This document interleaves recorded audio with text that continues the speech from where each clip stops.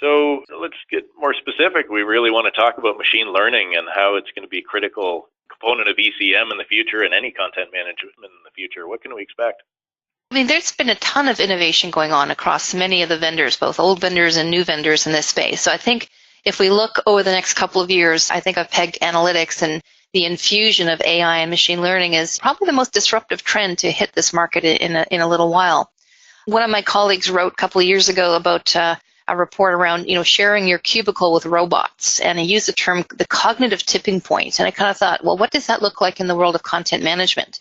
We think of this cognitive tipping point as that inflection point at which cognitive technology transforms a given segment of work by interacting with humans naturally and by turning data into insights and action. So if we think about that in the world of how we manage content, how we organize it, how we work with it, I think there's some really interesting opportunities kind of right on the horizon in terms of how we can use some of these advanced algorithms to automate the categorization and classification of content, to start doing smarter, more relevant contextual recommendations in terms of content that they can surface up to me in my moment of need.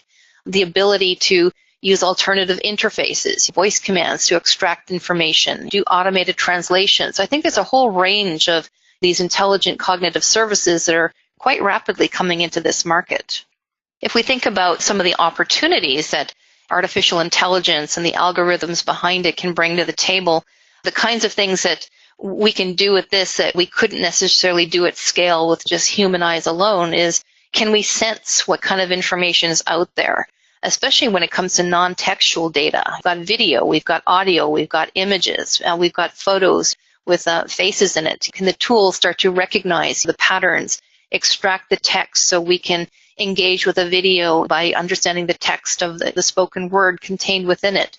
Try to find a particular scene in the middle of a movie that's relevant based on the tags that the system has automatically extracted and applied onto it. A whole new way of engaging and searching for some of this information.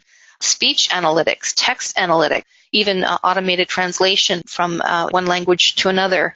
The ability to extract things like meaning and sentiment from the documents and the other kind of textual assets that we have. I think some really interesting opportunities. Then, of course, the next phase is, what are these algorithms doing? They're learning and they're thinking, understanding how we've organized previous content, recognizing patterns, and being able to automate the categorization of things, in a similar way. And of course, how does that help us act? The ability to engage with content differently, to ask questions in using natural language, and it understands and comprehends alternative language, how we use phrases to express something, but being able to use alternative vocabulary to get the same result.